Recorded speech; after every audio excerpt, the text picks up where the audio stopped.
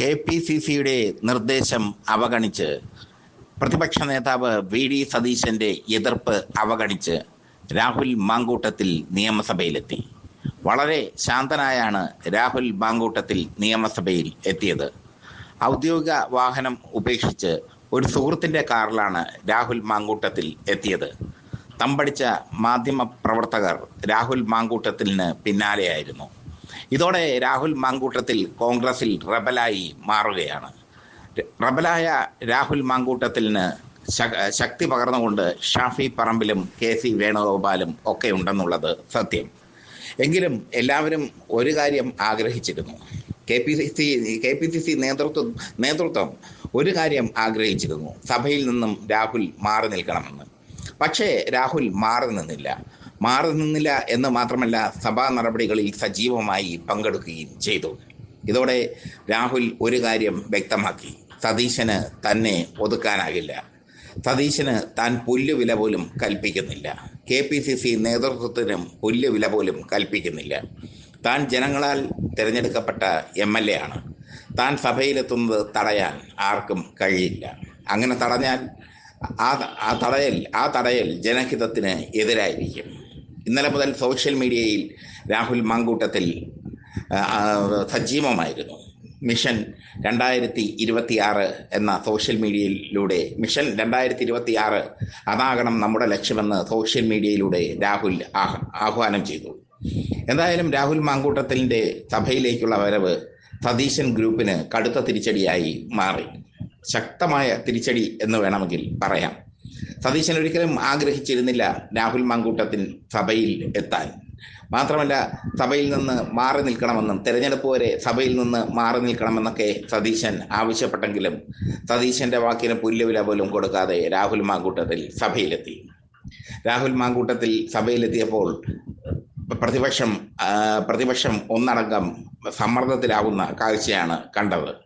എന്തായാലും ഈ വാർത്ത പുറത്തുവിടുന്നതുവരെ രാഹുൽ മാങ്കൂട്ടത്തിൽ വിഷയം ഭരണപക്ഷം എടുത്തിട്ടാലും പ്രതിപക്ഷത്തിന് തിരിച്ചടിക്കാൻ ആയുധങ്ങളുണ്ട്.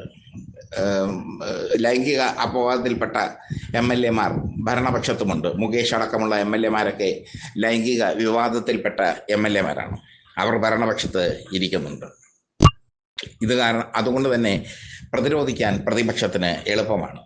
പ്രത്യേക ബ്ലോക്കിലാണ് രാഹുൽ മാങ്കൂട്ടത്തിൽ ഇരിക്കുന്നത്. അൻവർ നായക് തയ്യാറാക്കിയ സ്വതന്ത്രന്റെ പ്രത്യേക ബ്ലോക്കിൽ.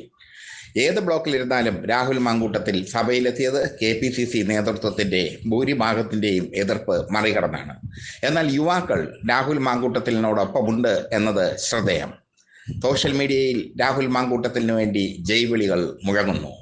സോഷ്യൽ മീഡിയ വഴി രാഹുൽ മാങ്കൂട്ടത്തിൽ നിരവധി ആരാധകരെ നേടിയിട്ടുണ്ട് എന്ന് ഇത് അർത്ഥമാക്കുന്നു. നിരവധി ആരാധകരെ.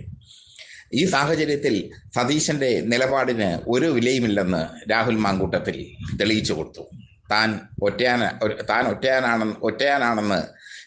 ഒറ്റയാനാണെന്ന് രാഹുൽ മാങ്കൂട്ടത്തിൽ കാണിച്ചു കൊടുക്കുന്നതിനോടൊപ്പം തൻ്റെ പിന്നിൽ ജനമുണ്ടെന്ന് കാണിച്ചു കൊടുക്കാനും അദ്ദേഹത്തിന് സാധിച്ചു. തൻ്റെ പിന്നിൽ അണികളുണ്ടെന്ന് കാണിച്ചു കൊടുക്കാൻ അദ്ദേഹത്തിന് സാധിച്ചു. ഇതാണ് രാഹുൽ മാങ്കൂട്ടത്തിൽ രാഷ്ട്രീയപരമായി വിജയിക്കാനുള്ള കാരണം. രാഷ്ട്രീയപരമായി സഭയിലെത്താതെ രാഹുൽ മാങ്കൂട്ടത്തിൽ ഇരുന്നിരുന്നെങ്കിൽ അദ്ദേഹത്തിൻ്റെ രാഷ്ട്രീയ ജീവിതം അതോടെ അവസാനിക്കുമായിരുന്നു. എന്നാൽ സഭയിലെത്തി അദ്ദേഹം സഭാപ്രവർത്തനങ്ങളിൽ ചടുലമായതോടെ പ്രതിപക്ഷ നേതാവായ വി.ഡി. സതീശൻ്റെ നാവടഞ്ഞു പോയി എന്നതാണ് യാഥാർത്ഥ്യം. ഭരണപക്ഷമാകട്ടെ രാഹുലിനെതിരെയുള്ള ആക്രമണം കരുതിക്കൂട്ടി നടത്താനുള്ള ഒരു തീരുമാനത്തിലാണ്. സഭ തുടങ്ങിയതല്ലേ ഉള്ളൂ. ഇനി അങ്ങോട്ട് പോകുന്തോറും രാഹുലിനെതിരെയുള്ള ആക്രമണം ആരംഭിക്കുമെന്നാണ് കരുതുന്നത്. രാഹുലിനെതിരെ ആക്രമിച്ചാൽ അതിനെ പ്രതിരോധിക്കാൻ പ്രതിപക്ഷത്തുള്ള എം.എൽ.എമാർ തയ്യാറാകും. കാരണം രാഹുലിനെതിരായുള്ള ആക്രമണം യഥാർത്ഥത്തിൽ കോൺഗ്രസിനെതിരായ ഒരാക്രമണം തന്നെയാണ്. വി.ഡി. സതീശൻ എന്തായാലും രാഹുൽ മാങ്കൂട്ടത്തിലിനെ സംരക്ഷിക്കില്ല നിയമസഭയിൽ. കാരണം വി.ഡി. സതീശന്റെ മുഖത്തടിച്ച പോലെയാണ് രാഹുൽ മാങ്കൂട്ടത്തിൽ നിയമസഭയിൽ എത്തിയത്. ഇടഞ്ഞ കൊമ്പനായി തന്നെ രാഹുൽ മാങ്കൂട്ടത്തിൽ എത്തി. തോട്ടിയുമായി കെ.പി.സി.സി നേതൃത്വം പിറകെ നടക്കേണ്ട അവസ്ഥ